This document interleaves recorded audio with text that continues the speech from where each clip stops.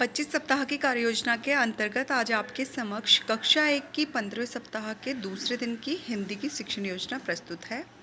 प्रथम कालांश में मौखिक भाषा विकास पर कार्य होगा और आज हम पाठ्य पुस्तक के चित्र के बारे में अपनी भाषा में बात करेंगे बच्चों से। तो आज हम यहाँ से हम अपनी पाठ्य पुस्तक कलरव को प्रारंभ करेंगे और हम यहाँ पर पाठ 2 बाघ पर कार्य करेंगे।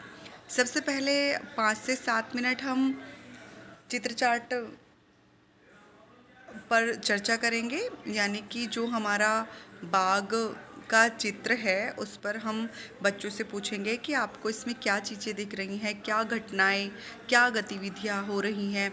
इस तरह से उनके बारे में कुछ सरल बंद छोड़ के प्रश्न पूछेंगे, जैसे बच्चे कौन सा खेल खेल रहे हैं आदि। आप ऐसे 5-6 प्रश्न बच्चों से पूछ सकते हैं और प्रत्येक प्रश्न पर कुछ बच्चों की प्रतिक्रिया लें।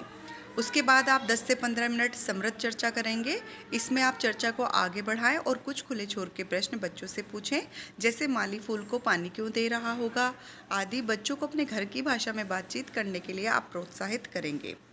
पाठ आधारित कार्य 10 से 15 मिनट का, इसमें आप पाठ से संबंधित कोई भी चित्र बच्चों को बनाने के लिए कहें और फिर बच्चों को आपस में जोड़ियों में बांटकर चर्चा करने के लिए कहेंगे और फिर 3-4 बच्चों को आप सभी के साथ अपने चित्र पर बातचीत करने के लिए कहेंगे। दूसरे कालांश में हम कार्य पुस्तिका पर कार्य करेंगे। यहाँ पर आज हम ई जो हमारी मात्रा है उसकी प्रतीक की पहचान हम करेंगे। तो 3 से 5 मिनट का समय हम शब्द पठन पर देंगे।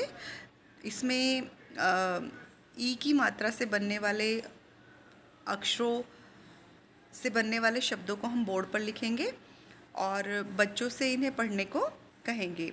उसके बाद आप बड़े आकार में बोर्ड पर कुछ वर्ण एवं उन वर्णों में ई का प्रतीक लगाकर लिखने को कहें। जैसे म में ई की मात्रा लगाई तो उसको उच्चारित करेंगे मी।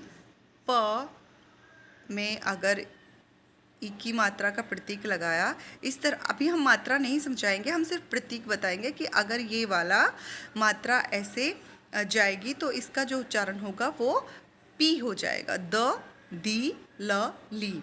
इस तरह से हम इस गतिविधि में 7 से 10 मिनट का समय लेंगे और फिर बच्चों को बताएंगे कि इस तरह से इन अक्षरों को बोला जाता है। फिर बच्चों को इन अक्षरों या वर्णों को अपनी नोटबुक में लिखने के लिए कहेंगे। दूसरी गतिविधि में हम 7 से 10 मिनट का समय लेंगे। इसमें हम बोर्ड के एक तरफ कुछ अक्षरों को लिखेंगे, जैसे कि का, मा, ता को लिखें और दूसरी तरफ अक्षर ली लिखें। अब अक्षरों का, मा, ता में ली लगाकर नए शब्द के रूप में लिखें, जैसे कि काली, माली, ताली। इस तरह से हम उनको ली वर्ण से ली अक्षर से जोड़ सकते हैं। फिर एक एक बार इन शब्दों पर उंगली रखते हुए पढ़ते जाएं। फिर सभी बच्चों को इन्हें उच्चारित करते हुए बोर्ड से देखकर नोटबुक में लिखने को कहें। गतिविधि 3 में हम 7 से 10 मिनट का समय लेंगे। इसमें आप कुछ शब्दों को उच्चारित करते हुए बोर्ड पर लिखेंगे, जैसे तीर, कील, तीन, मील, पानी, मामी, नानी, दादी, पीला, नीला। और इसमें आप जो भी उच्चारण करेंगे, आपका उच्चारण स्पष्ट होना चाहिए ताकि बच्चे समझ सके। फिर उंगली रखकर एक एक शब्दों को आप पढ़ते जाएं। फिर बच्चों से इन शब्दों को उनकी कॉपी में लिखने के लिए कहें। तीसरे कालांश में हम पठन पर कार्य करेंगे।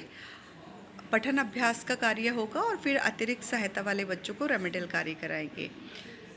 पठन अभ्यास के लिए हम जो भी हमने पिछले दिन पढ़ा था, जो हमारी ग्रिड होगी, उसमें से ही हम अभ्यास 1 के पाठ के कुछ शब्दों और वाक्यांशों को आदर्श रूप से पढ़ेंगे। फिर आप बच्चों को अपने अपने समूहों में स्वतंत्र रूप से बारी बारी से पठन अभ्यास करने को कहेंगे। बच्चे कितना समझ पा रहे हैं ये जानने के लिए आप उनसे 2-3 खुले छोर के प्रश्न भी करेंगे। तो जो कल वाली ग्रिड थी उसको आप लिख के रखिए, या अगर आपको संदर्शिकाएं प्राप्त हो गई हैं तो संदर्शिका में वो ग्रिड है उसका आप प्रयोग करेंगे उन शब्दों और वाक्यांशों का। फिर कुछ बच्चों को सबके सामने पाठ पढ़कर सुनाने को कहें। बाकी बच्चों को उनकी नोटबुक, कागज़ में लिखे शब्दों, वाक्यांशों में उंगली रखकर साथ साथ पढ़ने को कहेंगे। इस दौरान आप अलग-अलग समूहों में जाकर बच्चों द्वारा किए जा रहे पठन अभ्यास का अवलोकन करेंगे और आवश्यकता अनुसार उनकी सहायता करेंगे। अंत में आप पाठ पर एक संक्षिप्त चर्चा करके समेकन करेंगे।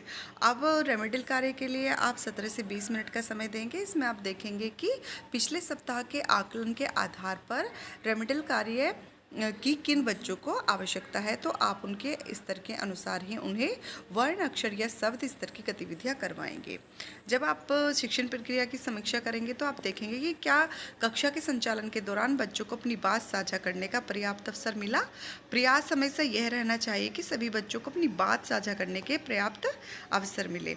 तो इस तरह से आप बच्चों को अधिक से अधिक मौके स्वयं करने के देंगे और देखेंगे कि सभी बच्चे जो भी आप गतिविधि या क्रिया करा रहे हो तो उसमें प्रतिभाग करें। ये आपको ध्यान देना है कि आपको एक-एक बच्चे को समझाते हुए आगे लाना है। विशेषकर जो बच्चे हमारे रेमेडियल में हैं, जिन्हें उपचार की अधिक आवश्यकता है, आप उन पर विशेष ध्यान देते हुए अन्य बच्चों के साथ उन्हें लाने का प्रयास करेंगे। धन्यवाद।